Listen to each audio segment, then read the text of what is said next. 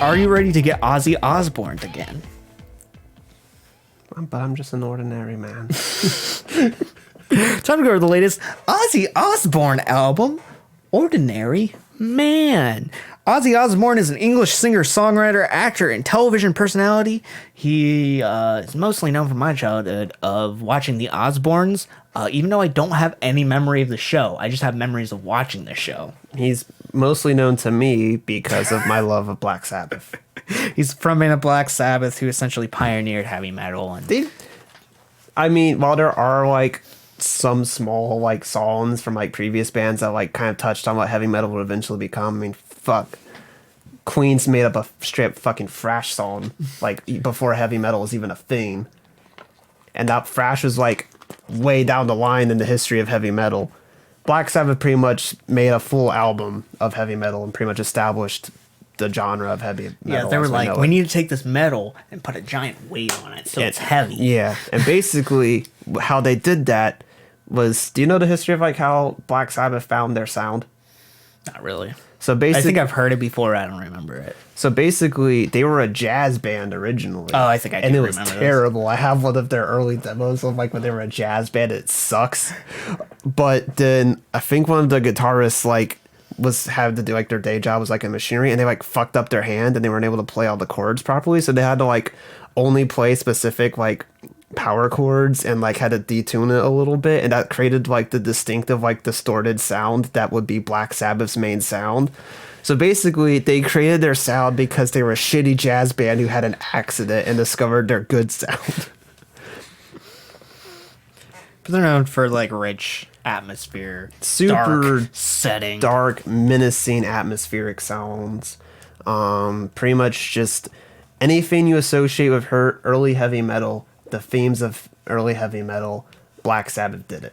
Yep. And then Ozzy left, and then they had Ronnie James Dio, who's like the second like most important figure in the history of heavy metal, like right after Ozzy Osbourne. And then Dio left, and then Black Sabbath sucked major ass until Ozzy came back for a reunion, and then they still kind of sucked because they were just all really old and were just retreading old territory.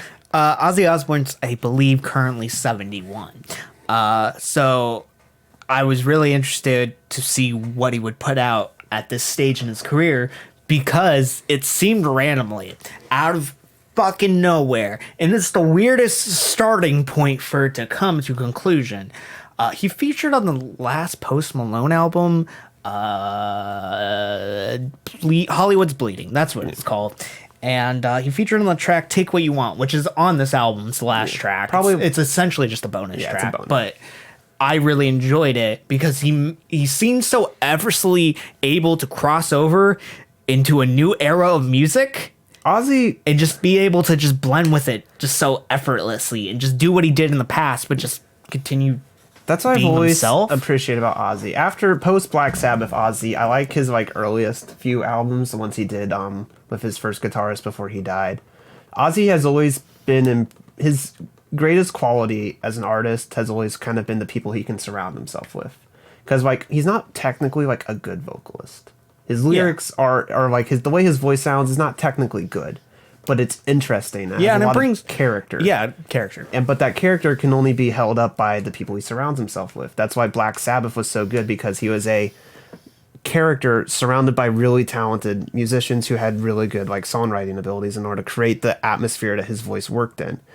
After that, he got really good guitarists who were able to push like the funner qualities of his vocals further by just writing really good guitar riffs for him to sing over. And yes, he does write songs, and he is a talented songwriter. Pretty much the strengths that are the people who he was able to get with him to write songs. But that's also, it's a skill on its own. Yeah, and that's curation. That's a skill. That's a very good skill. And that's what I've always appreciated about Ozzy is Ozzy didn't get so fucking far up his own ass that he was unable to accept the changing landscape of music. Like hence Post Malone and Travis Scott. Hence Post Malone, Travis Scott. Hence like other bands that like we reviewed, like older bands who would have like comeback albums like Green Day, who like have this weird boomery mindset of like this is pure uncut rock. Ozzy doesn't give a fuck. Ozzy does whatever the hell he wants. Or like Blink-182, who misunderstand the changing musical landscape and try to adapt to it but just fuck up. because like they're still like them doing it basically. I was like, I don't give a fuck about this shit. I'll have people help me understand the way the music's changing. It's Post Malone. Yeah. Or like Iron Maiden, who just keep making the same shit over and over again. I'm just fucking tired of it. As much as I love early Iron Maiden, he doesn't give a fuck. Yeah. And that's what's great about Ozzy. Ozzy is like, he's probably the oldest like iconic figure in like rock music who's still making music today, but he's the least boomery of all of them. Fucking Greta Van Fleet, who are like our age, are more boomery than Ozzy Osbourne is, because they are still stuck in the past of like, this is when rock was good. Ozzy doesn't give a shit. Ozzy will change. Ozzy accepts the trap beats and the Swedish songwriters. Exactly. And the features. Ozzy will change as music changes, because that's what music does. It evolves, and a good artist can evolve with it. Yeah. So, For Frontal, I'm going to be completely honest. I really like this album. I thought it was fun. I think it's fun. I don't think it's like, it's not Here's the thing. Sometimes you just want an album that's isn't just fun. Yeah, and like that's not inherently. I view this more. It's a metal album. Yeah. It's a metal / hard rock album. Yeah. That's the basis of what it lives in. But the experience I get out of it is like a pop album. Yeah, it doesn't mean it can't be at times have depth to it or have captivating performances or anything like that. I just feel like it fulfills the same niche. It serves the needs that like old 80s albums, metal albums had. Because like you like getting out of like the 70s metal, which was like more of like an underground experience. Like you had to be part of the community to listen to this. And it hasn't turned into the 80s where that became like the big thing, was fucking pop music and pop metal and like hair metal and all that shit, where you have shitty bands like Guns N' Roses and fucking Whitesnake, and Kiss was still popular for some goddamn reason. I hate Kiss with a passion. They only made one good song. What is that? Detroit Rock City. Okay. But like, I think the best thing that Kiss did was create the Kiss demon in WCW. WCW hired Kiss to do a concert, and then they got a wrestler to dress up as Kiss and wrestle matches in the face paint. And that gimmick lasted for longer than Kiss was around at WCW. For like many months afterwards. Nice. But and he was bad. Yeah. Because of course. Yeah. But within like 80s metal, there were like a few standout songs and albums that were just so goddamn fun that like you can't really call them bad. Like they're not like, they don't hit the like artistic qualities of like early Iron Maiden. They don't hit the like raw underground aesthetic of like the thrash albums like Metallica.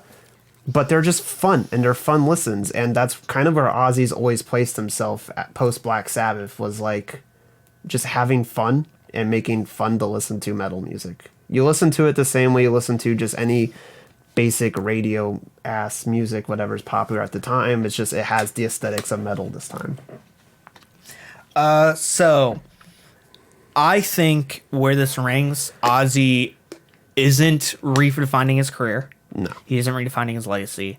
He isn't a new artist who's finally finding their fullest potential or anything like that. He's consistently finding good curation, good production to put himself over, just a fun atmosphere, catchy tunes, not enough to take himself seriously, but some occasional nuance is nice. I think starting off, the most notable thing that I think Jonathan brought up to me was how effortless those collaborations with Post Malone were, how fun they were.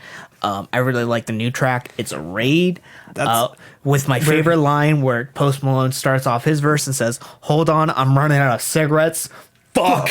Also, like, the production on that track is going almost past like metal and almost into punk territory. Yeah, because like it doesn't have like these long-winded like guitar riffs that you normally associate with metal. It's like super fast-paced, like just like strumming. Like, it's not like riffing. It's pure just like hitting this like notes like really quickly, and almost into like a simplistic, where almost like taking like the same basic note and just hitting it like a bunch that you get from like early punk to early hardcore. Like, which is weird because that's a territory I don't think I've ever really heard Ozzy like sing over. Yeah, and And like they're both they're both obviously having fun on their hooks, and they collaborate each other. It seems like they're having a blast in the studio, and that's why you can get out a lot of these Ozzy tracks, especially Ordinary Man with Elton John, even though it's like a dark, touching part, I can see that there's effort being put into the performance. It's not lifeless. This isn't a cash grab. It seems important. Ozzy hasn't put out an album in like 10 years, I think. It was a while, but like it seemed like this had purpose to exist, which was nice. Even if the purpose was just Ozzy having fun. Yeah. Which obviously shows throughout the entire thing. The other track I want to mention, I already talked about this on our post review, but Take What You Want, I love how they incorporate the trap beat. I love how Travis's haziness is reminiscent of almost Ozzy's haziness, and it's like these two areas that have existed in time collaborating. I think it's so strange. Ozzy's doing the same thing he always does. Travis is doing pretty much the same thing he always does, and they both find those grounds. It's like a collaboration that you would never think of, but then it happens, and you're like, that made sense. That made way too much sense for us to have not realized it made sense beforehand. Yeah. Going into some new tracks on here. I love All My Life. It's super catchy. He has built a yelpiness to his voice. There's these majestic guitars. There's some great lyricism talking about I was standing at the edge looking down at myself as a child, and he looked back at me crying tears of defeat from his eyes. He said, all I know, all the lies that you hide behind every fake smile, and am I gonna be lonely like you? Shit. And essentially saying he's running from pain his entire life, and maybe it's time to stop running and just confront it head on. You get some nuance that's like things that are like, I'm not saying this is completely in his new house, because Ozzy's music has always been heavily around about like darker themes and addiction, especially like as he like got over his own, and it's just as you expect from like heavy metal, it deals a lot of like just darkness, sometimes not like dwelling on the darkness, sometimes just kind of the way Misfits have darkness, where it's just an aesthetic. But he gets into some of these ideas of like he's getting up there in age, and like he has to reflect on this like past life, like Ordinary Man, with Elton John, the big piano ballad with these great choir accompaniment and these huge guitars in the background. It's completely amazing piano ballad. Slash does a good job on the track. Apparently he's on the track. I think his shredding's fun. There's a ton of good shredding on here. I don't really care for shredding a lot, but I think it's fun on here when it's done in the scenarios. Where it brings life to these tracks and makes them fun. But on Ordinary Man, he says he doesn't want to die an ordinary man. He's reflecting on his life, and having Elton John, a huge figure in rock music, but in a different aesthetic of that, is nice that there's more reflecting. Two of these legends are reflecting on themselves. And not feeling like boomers. Showing like humanity. It's great because it really establishes the thing that like boomer isn't just an age thing, it's an attitude. There's some funnier tracks like Eat Me, where he's just literally telling people to eat him. Are you forgetting the greatest lyric on Straight to Hell? He says, I'm gonna make you scream, I'm gonna make you defecate. No, the greatest line on this is on Eat Me. The little ad lib he has on the end, he says, I'm on the menu. Are you hungry? I can't emphasize how funny it is. His performance. It just seems like I'm just gonna go in there and say something fucking stupid. Scary Little Green Man. I was trying to like dig deep, because there's a track I'll get into right after this that is a metaphor or something that sounds like a typical like Black Sabbath-esque lyricism, but it's touching kind of lightly on other subjects. I thought this was maybe talking about like immigrants and aliens, but it's not. It's just aliens. It's just aliens. I wanted it to be something big. It's because there's like ideas. It's because it's like there's a line in there. It's like I don't know if I wrote it down, but it's like we want them until we beat them. And I'm like, okay, that's kind of like a Bloomberg aesthetic, where Bloomberg loves immigrants, but he loves fucking neglecting them at the same time. Which I don't know. I guess I'm definitely more tuned to trying to find that, but at the same time I'm not, because like I listen to Black Sabbath with like tracks like Iron Man, which just sound like a weird kind of like take on a comic book character, but at the same time it's like discussing like violence and war, and how basically like the more and more like we're like trying to like improve our weaponry, the more we just become these like inhuman beacons of violence to other people. Like, the more, like, powerful your weaponry is, the more inhuman you become. And sometimes they're less obvious, or, like, more obvious with, like, war pigs, obviously what that's talking about. But then I also remember that, like, when Ozzy switched to fucking like just being Ozzy. He would make tracks like "Bark at the Moon" and Or it's literally Crazy Train, which or is about a Crazy really Train. angry train. And literally, He's like, mad. he's just writing lyrics about fucking whatever. Yeah. And it's, Which is not necessarily a bad thing. I just, like, the funny, like, I think this track's fun. Yeah. I think it really doesn't serve a point. I think it's probably, maybe potentially the worst track on here. But he's still having fun. it's still fun. But, like, I just felt like it was close to something that was nuanced.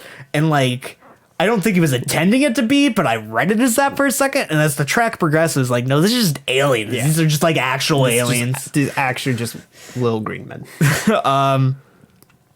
The one track I wanted to talk about though is that has nuance to it. Today is the End, talking about gun violence and school shootings, but not heavily focusing on that. It still feels like past material as is, and like these darker aesthetics of like death. But it has lines like they kill and we give them fame. So tell me who's to blame. Yeah. The sun is black, the sky is red, and it feels today is the end. The kids are running as fast as they can. Could it be today is the end? It's Like it's making these attachments, and when you isolate moments like the second line I just said, it just sounds like a Black Sabbath song. When you add the first part, there's nuance to and it. it kind of creates this idea of like how all violence is inherently viewed the same way.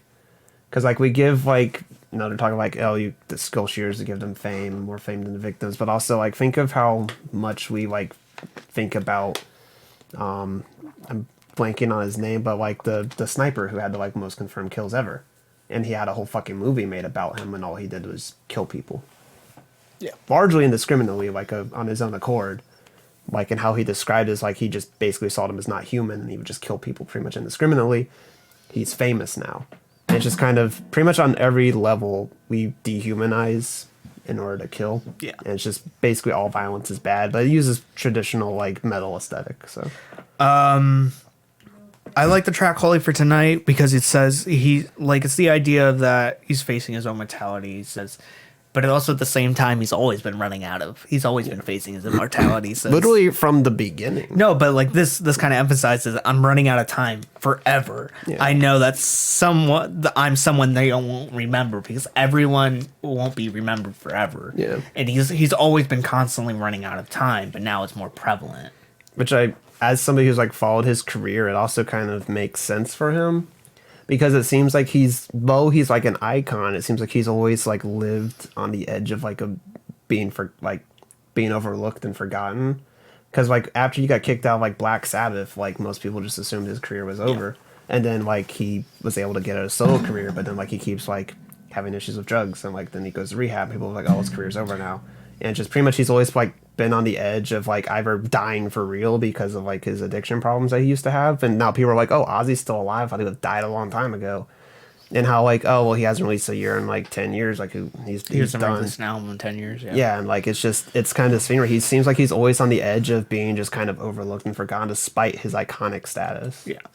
That's all I really gotta say. I really enjoyed this album. It's fun, it's catchy, there's great shredding across it, all the atmosphere fits it, it's lively, energetic, but it still can get into these darker areas of mood, not Black Sabbath-esque by any means, but darker, and even some like lighter, darker, like the piano ballad with Elton John, Ordinary Man, I think is able to fit that intensity, even though it's so Boldy-esque and kind of happy in a way. The things it's talking about is so fundamentally sad.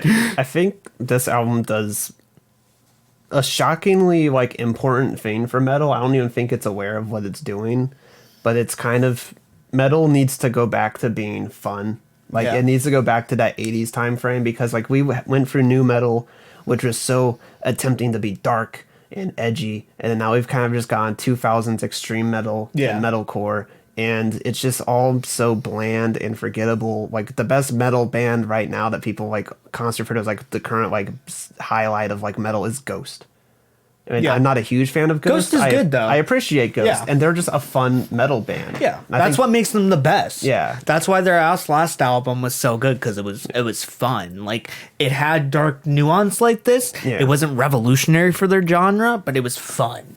Yeah, And like sometimes like art, like I'm gonna say this right, and I'm gonna be done because I think we'd be going on this for too long. Art as a whole It can be something that's completely tedious, but it doesn't always have to be. No, if you're having fun with your material, it can resonate with your music. Not always, because I bet Logic had a fucking fun time making Supermarket, and that's terrible. Terrible album. But like sometimes music can just be fun. Yeah. And that's the point of it. As long as you're having fun, if you're enjoying it, that's all that really matters. It doesn't mean artistically it has a greater point. Yeah. But like I think he's not really reinventing himself. He's consistently showing that he's a brilliant artist. He's vocally aged the best of like everybody. Like we did the Subhumans album like last year, and one of the things I talked about is how much like Dick, because that's his name, and I could say that all I want. The way that Dick, his voice just it's aging so badly. Like one of the cool things about early Subhumans was the uniqueness of his voice, and now he just sounds really old and tired, and his vocals doesn't stand up anymore. Or we talked about it a little bit when we talked about Green Day, about how his voice is just sounding really mediocre and the worst it's ever sounded. When we talked about Bad Religion, I think I talked about a little bit too, is how he just kind of sounds old now. Yeah. Ozzy, he sounds old, but he doesn't sound aged. Old can be a characteristic trait too. Like his oldness can make a track if you're like, you don't always have to sound the same. Yeah. I know you're not meaning that. I'm not meaning it, but like factors. Comparing like this to like his first solo album, because comparing to Black Sabbath is a little unfair because he was trying to do things vocally that were a little bit different back then. Like comparing his first solo album to this, he sounds older, but he doesn't sound old, if you know what I mean. Yeah. Well, it's a concept. Yeah. He sounds just his voice sounds a little more tired and a little more worn out, but he still has like the same energy to him. Yeah. He doesn't sound like he's just given up and is just making music at this point. I keep in mind, I'm not gonna let this review for going for too long. It's been really long, but I really enjoyed this album. I enjoyed this album. I think it has faults in the fact that material like this has been done, but other than that, I think everything done on here, there's nothing that key point that where Ozzy like messed up and it ruins everything. There isn't that on this. Keep my scores futile minus right now. I was gonna give this an 8-, but I think it's an 8. I really enjoyed it. I'm gonna talk about it. I like it. I was gonna give this like a 7.5. I think it's closer to an 8. You said it's like an essential project. I think it's essential because I think it's an essential metal project. I think on the grand scheme of music, it's not an essential project. I think it's an essential project for its genre, but I don't think it's essential. Sometimes like that, but that also falls into our larger theme of essential project. Yeah. Like just because it doesn't fall, it's the same thing. Yeah. All the essential projects are same. Yeah. All the essential atrocities are the same. Yeah, we would recommend it. Yeah, we recommend it.